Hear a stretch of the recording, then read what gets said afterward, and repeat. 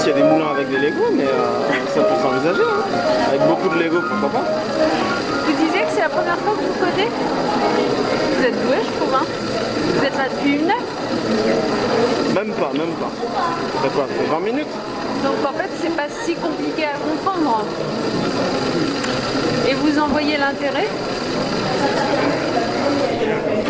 À quoi ça peut vous être utile dans la vie de savoir coder, de faire des programmes informatiques? Par exemple, faire des maquettes et les utiliser pour voir comment ça fonctionne exactement pour faire des choses souvent. Ouais, c'est pas mal ça. Faire des choses plus écologiques. Ouais. Parce que ça marche pas, ça peut marcher avec des panneaux solaires. Ah oui, très bien.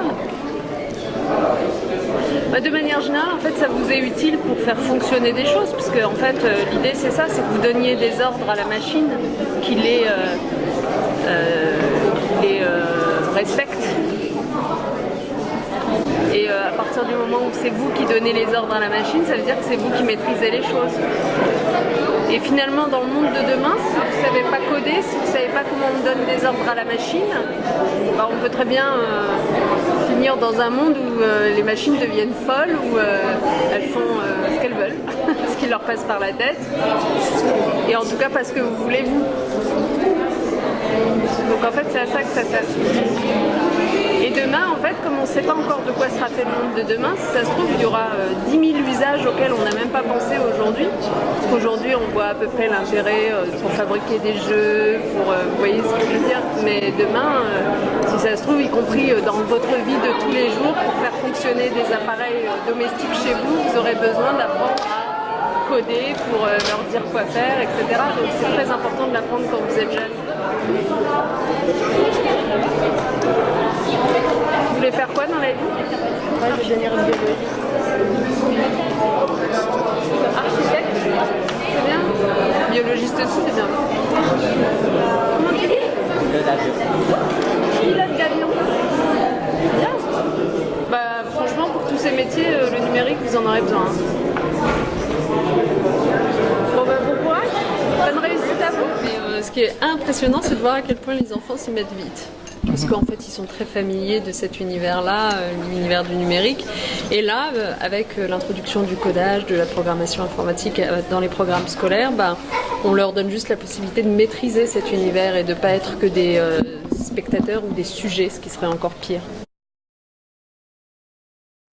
En fait, ce qui serait sympa, c'est de les interroger eux. J'espère que vous aurez l'occasion de le faire, mais je pense que ce qu'ils ont bien compris, aidés notamment par toutes les associations qui les entourent, leurs enseignants aussi, je les en remercie, ce qu'ils ont bien compris, c'est que coder, finalement, c'est écrire un programme pour que soit réalisée une action par la machine, par le robot, par le jeu.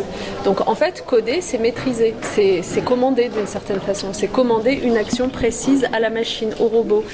Et à partir du moment où ils ont compris ça, d'abord c'est quand même très ludique, c'est formidable de se dire c'est moi qui décide ce que je vais faire à mon petit bonhomme sur mon écran, et en codant bien, en écrivant bien le langage informatique nécessaire pour qu'il fasse cette action-là, et ben ça marchera. Et puis par ailleurs, je trouve que l'exercice du code, en fait, c'est aussi une façon pour eux de manier la précision, l'exactitude. C'est ce qu'on se disait avec leur professeur tout à l'heure. Ouais, quand vous faites du code, si vous faites une faute d'orthographe, de frappe, voire de grammaire dans les mots que vous inscrivez, ça marche pas, ça bug, l'action se produit pas. Donc du coup, ça les oblige à toujours bien réfléchir à comment s'écrivent les mots, les espaces, la ponctuation. Donc en fait, c'est formidable, y compris pour l'apprentissage du français. Oui, parce que de toute façon, c'est un monde dans lequel ils baigneront. Donc moi, à l'égard de l'école, à chaque fois, je pose une question simple. C'est voulons-nous préparer nos élèves à vivre dans le monde qui les entoure et dans le monde qui les attend, ou les préparer au monde de la Troisième République? Moi, je préfère les préparer au monde qui les attend pour, encore une fois, leur rendre service, parce que ne pas les préparer au numérique en particulier, ça veut dire qu'ils seront complètement démunis dans ce monde-là, et que quand on sait l'importance que prend le numérique dans tous les métiers, à chaque fois je passais de table en table, je les interrogeais sur les métiers qu'ils voulaient exercer, en leur rappelant que même si on veut être agriculteur, demain on aura besoin du numérique parce que c'est comme ça que ça se passe aujourd'hui. Donc du coup, chacun d'entre eux devra maîtriser les outils numériques. Il faut commencer le plus tôt possible pour que ça devienne comme une seconde nature, quoi, qu'on se pose même plus la question, comme une langue qu'on a appris. Honnêtement, je pense que la France n'a pas à rougir non plus, pour une raison simple, c'est que d'une certaine façon, le retard qu'on a pu prendre, il est indéniable, mais il nous aura permis de constater ce qui marchait et ce qui ne marchait pas à l'étranger, là où ils étaient peut-être un peu plus en avance. Et donc aujourd'hui, le plan numérique qu'on déploie dans l'éducation nationale, il est fort de cette expérience-là et il ne commet pas les erreurs qu'on a pu commettre, soit en France dans le passé, soit dans d'autres pays à l'étranger encore aujourd'hui. Par exemple, dans les erreurs en question, l'idée que simplement équiper les élèves avec du matériel informatique et numérique, ça suffisait à faire rentrer le numérique à l'école. Non, ça c'est du gadget, ça ne sert pas à grand-chose, c'est même contre-productif. Il faut évidemment, et c'est l'objet de notre plan numérique, former les enseignants avant tout, pour qu'ils sachent eux-mêmes utiliser les outils informatiques, mais surtout pour qu'ils trouvent l'intérêt d'utiliser ces outils pour améliorer les apprentissages de leurs élèves, parce que c'est ça l'intérêt. Créer des ressources pour cet équipement informatique, c'est-à-dire que les élèves, si derrière leur écran, ils ne voient que leur manuel scolaire scanné, ça n'a pas grand intérêt. Il faut qu'ils trouvent des exercices, des logiciels qui leur permettent d'aller plus loin dans leur pratique, dans leur répétition, etc., pour mieux comprendre. Et donc, en fait, le plan numérique, c'est tout ça aujourd'hui. C'est à la fois des enseignants qu'on forme, des ressources disciplinaires qu'on crée, et puis des équipements qu'on met à disposition des élèves. Et enfin, dans les programmes scolaires qui ont été rénovés cette année, une introduction du numérique à toutes les étapes de la scolarité, à travers la programmation informatique, l'algorithmique, l'éducation aux médias et à l'information. Tout ça est quand même une vraie nouveauté.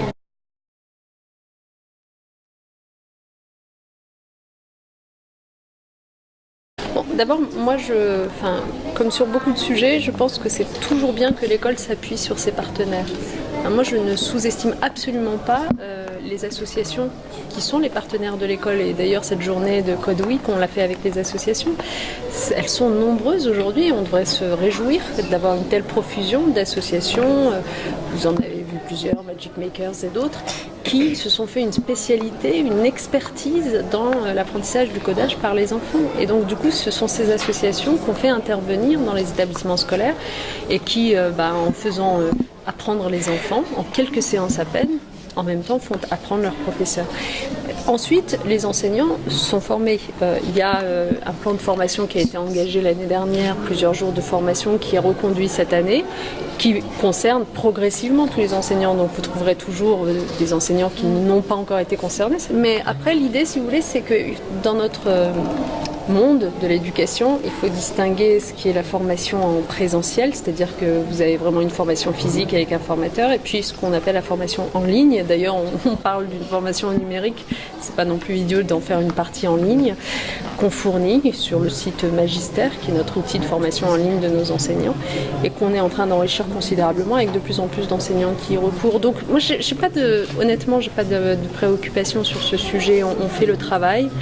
Ça prend toujours du temps, mais il est fait. On utilise tous les créneaux pour le faire. On s'appuie sur nos partenaires associatifs. Et encore une fois, au fond, l'idée, c'est davantage que les élèves comprennent une culture, des codes, plutôt qu'ils deviennent des informaticiens chevronnés en classe de CM2. Donc on ne demande pas non plus à leurs enseignants d'être des informaticiens chevronnés. En revanche, qu'on explique, et ça prend pas tant de temps que cela, à leurs enseignants combien c'est important d'attirer l'attention de leurs élèves sur les règles de précision, d'exactitude qui prévalent lorsqu'on fait de la programmation informatique. Oui, c'est essentiel. Alors oui, ça c'est très important.